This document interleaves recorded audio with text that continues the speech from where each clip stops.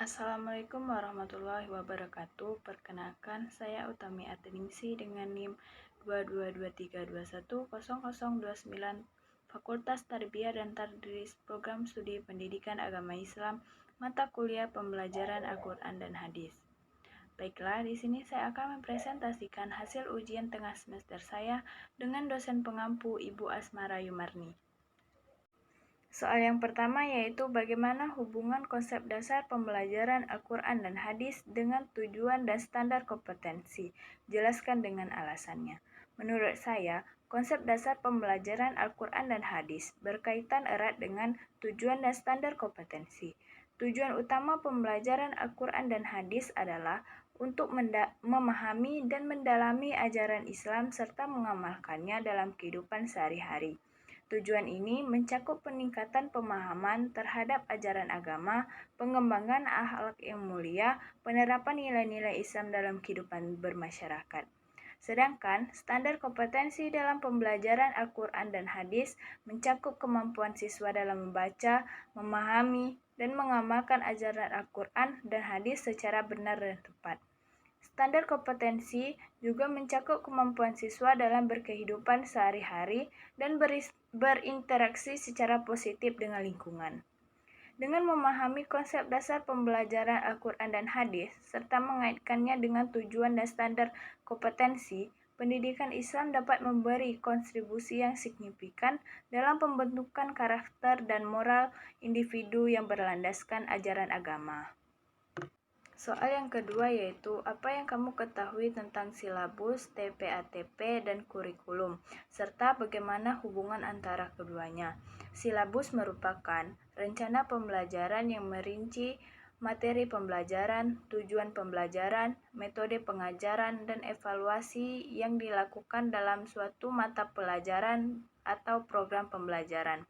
Silabus memberi paduan bagi guru dalam merancang dan melaksanakan pembelajaran. ATP adalah rangkaian tujuan pembelajaran yang tersusun secara sistematis dan logis di dalam fase secara utuh dan urutan pembelajaran sejak awal hingga akhir suatu fase. ATP memiliki fungsi sama dengan silabus, yakni menjadi paduan perencanaan pembelajaran. Sedangkan kurikulum adalah seperangkat rencana dan peraturan mengenai tujuan, isi, metode, dan evaluasi pembelajaran yang dijadikan pedoman dalam suatu pendidikan. Kurikulum mencakup semua aspek pembelajaran, termasuk silabus, TP, dan ATP.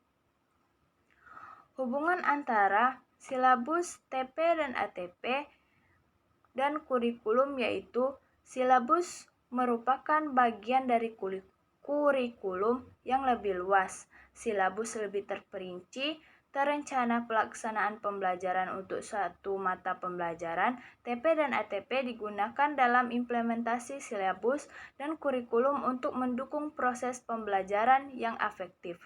ATP membantu menyampaikan materi pembelajaran secara lebih intensif dan menarik bagi siswa, sesuai dengan tingkat pendidikan yang dituju.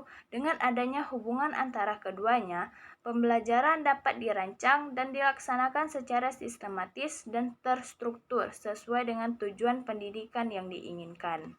Ketiga yaitu apa yang kamu ketahui tentang model dan metode, serta apa hubungan keduanya. Model pembelajaran adalah kerangka konseptual yang digunakan untuk merancang dan melaksanakan pembelajaran. Model ini mencakup struktur, pola, dan langkah-langkah yang digunakan dalam proses pembelajaran. Sedangkan metode pembelajaran adalah teknik atau cara yang digunakan oleh guru dalam mengajar untuk mencapai tujuan pembelajaran. Metode ini mencakup pendekatan, strategi, dan teknik yang akan digunakan dalam proses pembelajaran.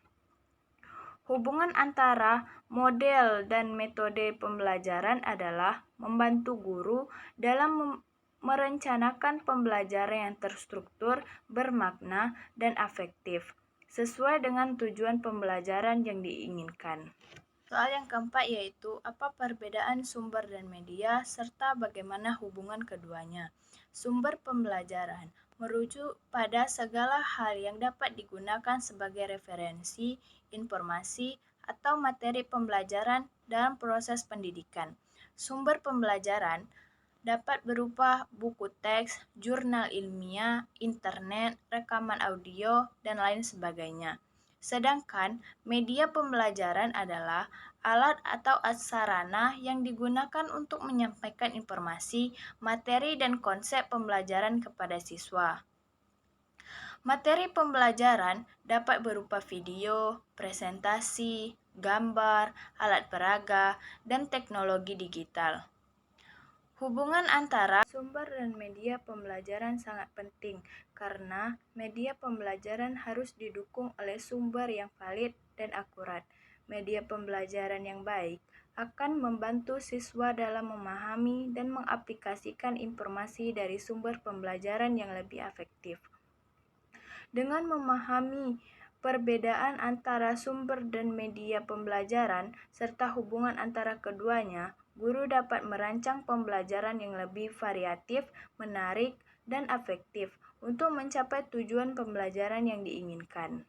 Soal yang kelima yaitu apa yang kamu ketahui tentang alat peraga dan bagaimana hubungan dengan penilaian siswa. Alat peraga adalah sarana atau media yang digunakan dalam proses pembelajaran untuk membantu siswa memahami konsep, memperoleh pengalaman langsung, dan meningkatkan pemahaman mereka. Alat peraga dapat berupa benda nyata, gambar, diagram, model, poster, audiovisual, atau teknologi digital yang digunakan untuk menjelaskan konsep informasi dan memberikan pengalaman.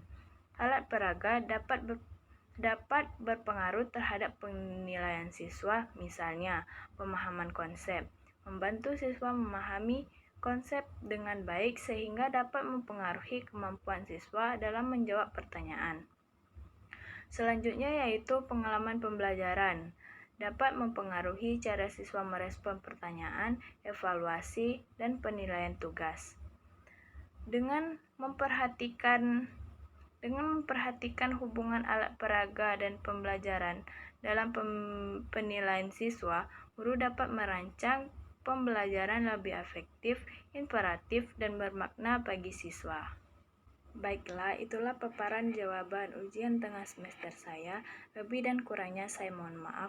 Wabillahi taufiq wal hidayah. Wassalamualaikum warahmatullahi wabarakatuh.